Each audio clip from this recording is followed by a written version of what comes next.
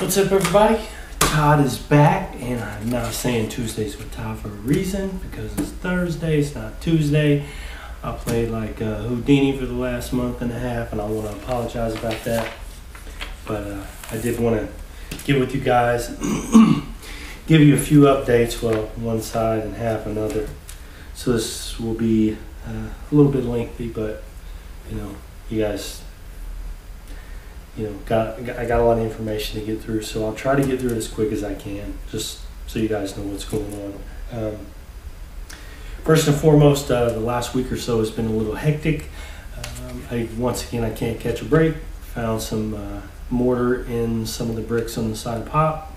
The pop building had, I guess, just crumbled out, gave way, and there was some gaps, and I didn't realize this until after we had a rain, and I guess the rain running down the brick caught in the hole, went in through the wall, ruined the drywall. Also, it went down the wall and under, and we put in that new laminate floor when I, remodeled the place to open.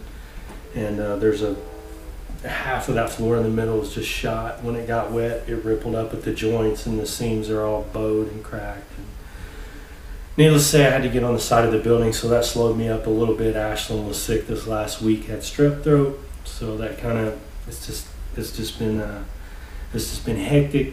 Put me behind on a few orders. For that, I apologize. I dislike being in that position as much as you as a buyer dislikes not getting your stuff, but we're all only human. Things happen and we can't control it. So pretty much everything should be squared away at this point. So that's what's going on. The Tuesdays with Todd segment, it will continue, but for now, it's just going to be a bi-weekly segment. I'll probably get more active toward the end of the year, but for the next month or so, it's probably just going to be every couple weeks. I got a lot of stuff going on, and that would just make it easier on me. So you guys, I'll start this coming Tuesday, and then a couple weeks later it'll be Tuesday again. Updates are a little bit slower, not a whole lot going on right now. Working on stuff, some stuff I can talk about, some stuff I can't, but that's the scoop with that.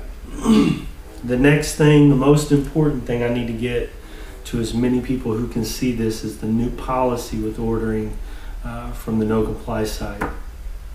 This doesn't affect orders shipped outside the USA or orders that are sent as a mail-in, cash and mail, money order, whatever you send, But all orders that are, and I've done this for about a week now, but I just want to let everybody know this is official and this is why this is going on. But all orders that come through with from the United States that come through with an unconfirmed address are automatically held when you pay, and they're just kind of floating there. I have to manually accept it or deny it. And what's going to happen is I'm going to contact you. I'm going to verify that the purchase was authorized by you or whoever. If you used your parents' card, if you used your parents' account, they're going to need to contact me and let me know that it was that they authorized it. It's a lot of red tape, a lot of bullshit, but I lost over $300 last month in money, and also the merchandise, the products, for what appears to me to have been cases of friendly fraud and me just shipping an unconfirmed address. Kid used mom and dad's credit card, they get the bill, mom and dad said, we don't want to pay it, man, whatever. I didn't tell him he could use it. You change your name, you use your parents' account and it's in John Doe's name and your name's Mike Doe. You change it to Mike, it automatically becomes unconfirmed, and that's the problem. If you use your parents' account, make sure you have the permission. Also, do not change the name. If the name is in their account and it's confirmed, anything you change will make it unconfirmed, and we'll be sitting waiting until we can work it out. And there is absolutely nothing I can do about that. I'm not, it's happened a few times in the past. This last month was like a snowball, and I'm putting my proverbial foot down. If you pay with an unconfirmed address, the order's on hold until we get it worked out. And if it takes a week, you can't blame me for it. I'm letting you know now, if you see this, if at all possible, keep that address confirmed and we'll have a single problem. Just want to let you guys know that. That's a big thing that's going on. There'll be information about that on the top of the site. Wow, only 2 things on my list so far, and I'm like 6 minutes in. I had also intended to have, as Frankie mentioned on FSS News Tuesday, that Foamy Greatness would be back in stock. Of course, things have kept me away from getting what I needed to get done, but it will be in stock tomorrow night by late in the evening. It's 3-piece packs. They're now 34 millimeter by 110 millimeter uncut pieces, so you can do extra wide decks, or like super duper extra wide decks. They also are packaged in a bag with a couple stickers and a little header card folded and stapled over, you know, like this here, you know, kind of deal. Right now it's just black and white using my laser printer, but I'll get some the new design for that here in a few weeks printed. But at least it's not just 3 pieces thrown in a bag. It looks a little better. Same tape, you know, it's just, you know, I'm in the same price. I'm doing a little extra work, but it's going to be the same price. So also another thing that he mentioned was Revos would become strictly custom, except for any of the pro models like David Simpson, Travis Lear, anyone else that, you know, would get picked up. They would have their own dedicated, you know, complete setup in a colorway. But otherwise, they're going to be completely custom, and they will take between 3 to 5 days to make. The reason is it's not just there. I mean, it's literally every part of that besides the wheels is handmade and assembled. I mean, I have to tie the strings, I have to trim them, I have to super glue the tips to feed them through, then I have to cut them after I tie them, super glue the tips again. You know, I mean, there's a total of 8 screws to assemble. You know, I've got to make all the parts. Again, they're all handmade, one at a time. So if you are not comfortable waiting that time period once the custom deal takes effect to get your Revos, if you want to order them, I mean, I want your business. I want you to have them, but man, I'm stressing myself out way too much, trying to do too much at once, and I need to chill out a little bit, and giving myself more time to get this stuff done is the only way I know to catch a break. So again, 3 to 5 days is a good estimate. When you order them, your customs, that's how long it's going to take for me to get them done, and then they'll ship, and then you'll have the transit time. So if you're in the United States, 3 to 5 days for first class, give or take. I've seen less time, I've seen more time. I have no control over that, none whatsoever. Also, foreign orders, it's going to be the same way. 3 to 5 days, we'll ship them, you know, however long it takes to get to you after that. So just wanted to let everybody know that. A little bit of a, you know, I'm just want to let you all know I'm so boss, I'm drinking hot sauce tonight. God dang, Frankie, you the man. You get you some hot sauce so you can be boss like me. That's what I'm saying. God dang, man. I'm going to be paying for that later. Okay. Anyways, on to a little bit more news before I kill way too much time. The Pop Factory is officially closed. It is officially the end of an era for that. Unfortunately, that's just the way it is. I think had I been in a larger demographic area, things would have went different. You know, I had a lot of people travel in, and it was awesome. But the local kids were just heathens, and that's what I had 9/10 of the time. And it just didn't work out. You know, I mean, who's to say someday down the road something else might, you know, pop up? But as it was, the Pop Factory, let it rest in peace.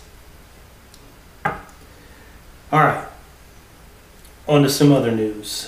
New stuff. Again, anybody that didn't catch the thread on FFI, Justin from Homewood and myself are working very closely, diligently together as for the love of fingerboarding and planning the International Fingerboarding Championships and that is next June 23rd, 2012. It will be in Chicago. The venue is yet to be determined, but I can tell you it's going to be one for the record books. And I mean, honestly, I mean, I'd almost go out on a limb and say possibly biblical. That's all I'm going to say, man. We got a lot of stuff in the works. That's why we're planning early. So if you can get here, get your visa, get your whatever you need to do to fly from overseas, you need to get your plane tickets booked. You know, once we get a little more closer to the date, we're trying to give everybody plenty of time. But you definitely do not want to miss this one.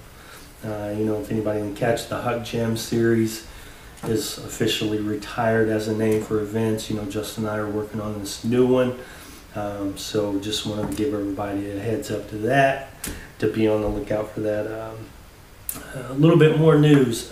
No Comply has officially acquired Motive Rails, and we, yeah, it's one of those things been in the works for just a bit, but we'll get back to production on those soon. We're, you know, waiting on to get some of the files, some of the stuff from Colin. You know, the idea is that we'll basically just pick up where Colin left off. You know, in my opinion, that was the most innovative rail app in the history of fingerboarding.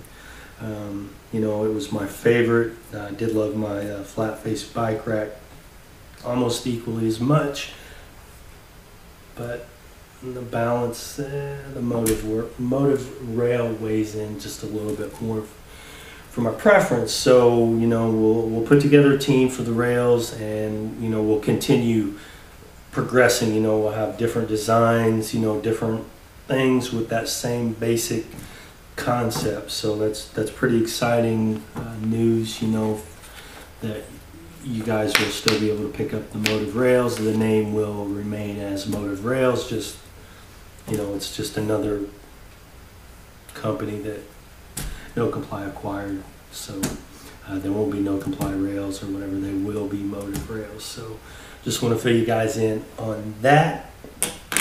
And three more things. I thought it was two. Real quick, I was trying to get the M2 wide done, and I had some problems with it. My normal process for widening a mold just didn't work out with this one for some reason. So I went back to the drawing board, started from scratch. I've got something, and I love this mold so very much. I'm gonna bring it over and show it to you guys real quick. Basically same kick heights, everything as the, oh my god, 12 minutes and 57 seconds already. Same kick heights as, what do you think about the do? You guys like that? It's kind of growing back in, but you know, I've been going for the hawk look, the mohawk. But anyways, where was I at? I got distracted. Yeah, the M2 wide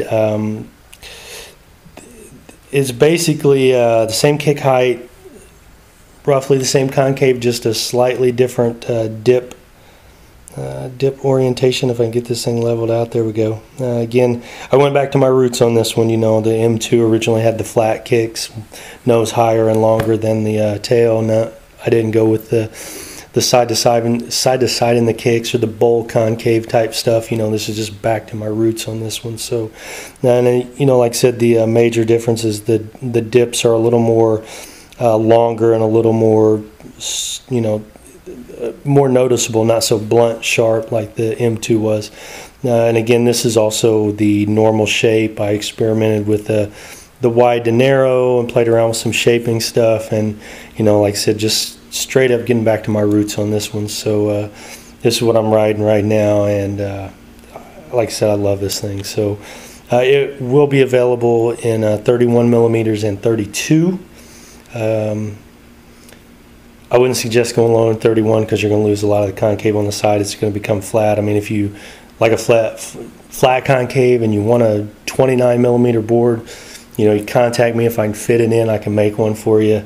Otherwise, you know, they'll be available as 31s and 32s at some point here in the next few weeks, once I get the molds replicated and get into production on it. So just want to show you guys that. Again, it's pretty much the exact same kick height as the old M2, in which the old M2 will retire as a mold in around the 1st of November. So that's when these here will start dropping out.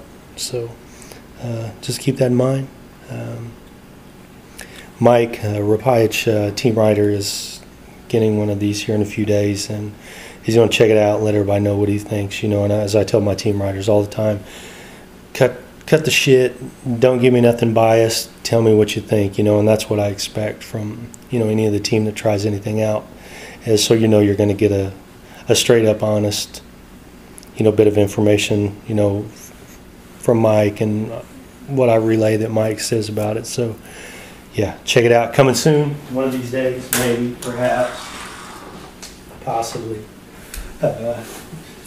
Yeah, so that's that. 2 more things real quick, and I swear I'm going to wrap it up. Unless I want to drink some more hot sauce. I don't know yet, because I'm boss like that. What's up, Frankie? You the man. New deck pricing. Starting sometime next month. I'm not going to tell you what it is. I'm not really figured exactly where it's going to be. It's obviously going to be less than what it is now, but should make a lot of people happy. You know, I'm trying to get a little more competitive with my pricing. I still got the same amount of stuff, but you know, one thing to consider is I did pay off the pot building, so I have a little less overhead. You know, and I'm working on some automation and different things with a friend of mine, and you know, I'm going to be able to speed up production a little bit. So you know, time is money, and you know, being able to have less time in it can translate to less cost to the buyer, consumer, the fingerboarder, the no comply lover as yourself. So yeah, just keep an eye out on that. I'll have more information about that in the next couple episodes of Tuesdays with Todd as they drop. And one final thing, I wanted to, actually 2 things. First of all, I wanted to give a shout to Frankie. I know he retired the news segment on Tuesdays. He's going to go with 2 Finger Tuesdays, kind of a little bit different format. But I wanted to say thank you to Frankie for all the help, and you know, not just me, but for what you've done to get fingerboarding out there to a lot of people. And you know, helping me out with my products and updates and news and Affliction and Creekwood, and you know, those guys, you know, great guys.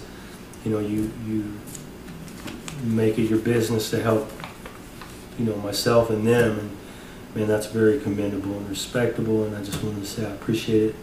Just, you know, let you know. Now the final thing, I just wanted to take a hit off this real quick.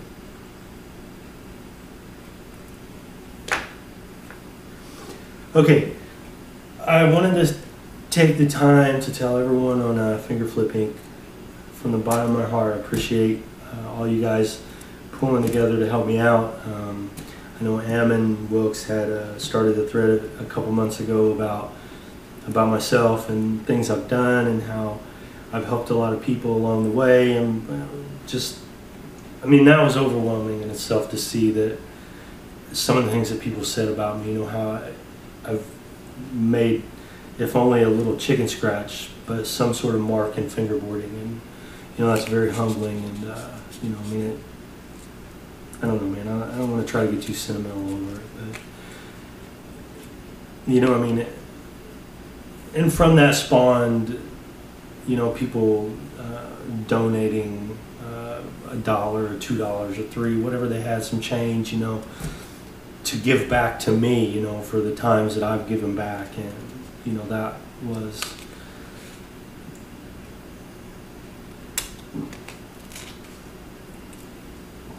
you know, that was awesome. You know, I mean, to just to know that I have an effect on people in a sense that they would send their hard-earned money in this day and age with this fucking crap-ass economy.